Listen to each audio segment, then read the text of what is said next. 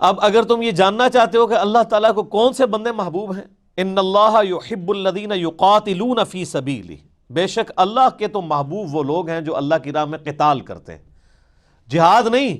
جہاد کے اعلیٰ ترین شکل قتال یعنی جنگ کے لیے، صفن کأنہم بنیان مرصوص، اور وہ ایسے جنگ کرتے ہیں گویا کہ وہ سیسا پلائی ہوئی دیوار ہیں، یعنی کافروں کے مقابلے پہ ڈٹ کے کھڑے ہو جاتے ہیں۔ اور اسی کی ایک پریکٹیکل شکل اللہ تعالیٰ نے نماز کے اندر بھی رکھ دی ہے کہ نماز میں بھی آپ ایک دیوار کی مانند نماز پڑھتے ہیں، یعنی پاؤں کے ساتھ پاؤں ملا کے، کندھے کے ساتھ کندھا ملا کے، حتیٰ کہ بخاری شریف میں ہے کہ دو بندوں کے درمیان جگہ نہ ہو ورنہ شیطان داخل ہو جائے گا، ٹھیک ہے،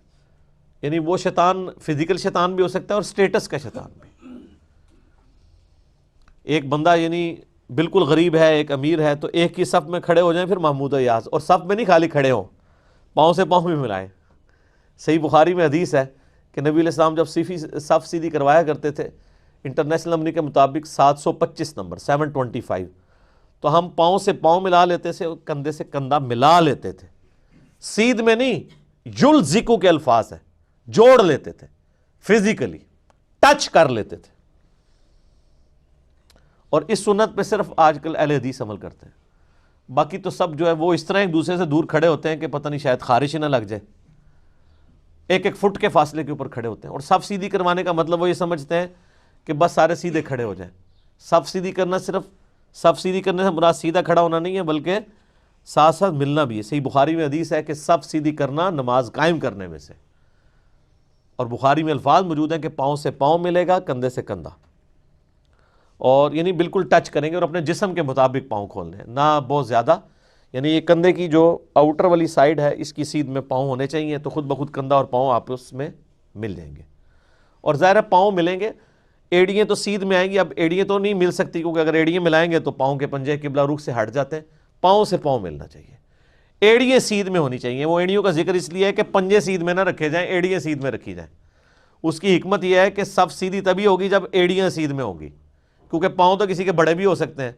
اگر آپ پنجے ملانے شروع کریں گے تو جس کے پاؤں چھوٹے ہیں تو وہ تو آگے جا کے کھڑا ہوگا، ایڑیاں نہیں میچ کریں گی، اس کے پنجے مل رہے ہوں گے، تو ایڑیاں ایک سیدھ میں ہونی چاہیے، پنجے آگے پیچھے ہو سکتے ہیں۔ اس لیے جب ہم بھی یہاں صف سیدھی کرواتے ہیں تو آپ دیکھیں میں بولتا ہوں کہ ریڈ لائن کے ایج کے اوپر آپ کی ایڑی آنی چاہیے۔ اور بخاری مسلم میں موجود ہے کہ نبی صلی اللہ علیہ وآلہ وسلم اقامت کے بعد صف سیدھی کروایا کرتے تھے، حتیٰ کہ آپ کو یقین ہو جاتا کہ صف بالکل سیدھی ہو گئی ہے۔ اس زمانے میں ظاہر اس طرح لائنیں بھی نہیں ہوتی تھی نا، تو وہ ایڑیوں کو سیدھ میں رکھ کے اور کندھے سے کندھا پاؤں سے پاؤں ملا کے فزیکلی اپنی صف کو سیدھی کیا کرتے تھے۔ آج کل تو بڑا آسان ہے، ہمارے تو باقاعدہ سمجھ لیں صفیں بنی ہوئی ہیں تو خود بخود صف سیدھی ہو جاتی ہے، اور آپ پوری تسلی کرنے کے بعد یعنی نماز کھڑی کیا کرتے تھے۔ لیکن آج کل آپ دیکھ لیں امام کو کوئی پرواہ نہیں ہوتی، خصوصاً جمعے میں تو آپ کو پتہ ہے کہ سورہ فاتحہ بھی مکمل ہو جاتی ہے اور ابھی تک لوگ پچھلی صفوں سے آگے آ کے صف سیدھی کر رہے ہوتے ہیں کیونکہ نمازی بہت زیادہ ہوتے ہیں۔ تو یہ امام کی ذمہ داری ہے کہ وہ ممبر پہ چڑھے، اقامت کے بعد صف سیدھی کروائے، جو پیچھے لوگ ہیں وہ آگے آ جائے، جب وہ انشور کر لے کہ صفیں مکمل سیدھی ہو گئی ہیں پھر نماز کھڑی کریں۔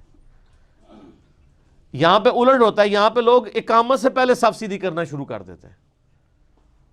حالانکہ صف سیدھی کرنی ہے اقامت کے بعد۔ اور میرے اس پہ کلپ بھی ہے کہ سنت یہی ہے کہ قد قامت الصلاۃ کے اوپر آپ نے کھڑا ہونا ہے، اس سے پہلے بیٹھے رہنا ہے۔ جب جو مکبر ہے وہ اقامت کے دوران قد قامت الصلاۃ پہ پہنچے گا نا کہ نماز کھڑا ہوا چاہتی ہے،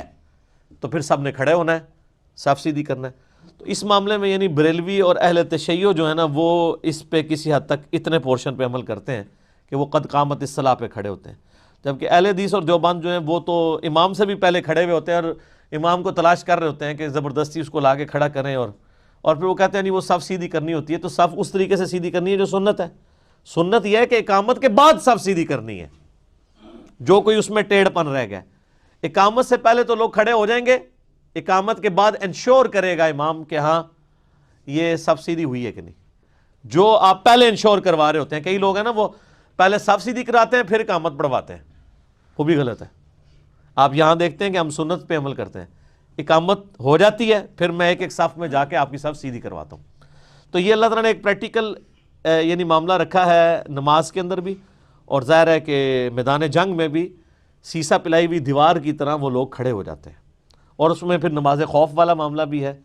خصوصاً جب نبی علیہ السلام موجود ہوں. تو سورہ نساء میں آیا ہے نماز خوف کا طریقہ کہ اب ہر بندے کی خواہش ہوتی تھی کہ نبی علیہ السلام کے پیچھے نماز پڑھے. تو وہ پھر اسپیسیفکلی بتایا گیا کہ ایک رکعت آپ علیہ السلام پڑھائیں گے اور آپ کے پیچھے ایک جماعت ایک رکعت پڑھے گی، اور اس کے بعد وہ جماعت باقیوں کا دفاع کرے گی، اور جو دفاع کر رہے ہوں گے پیچھے وہ آ کے دوسری رکعت نبی علیہ السلام کے پیچھے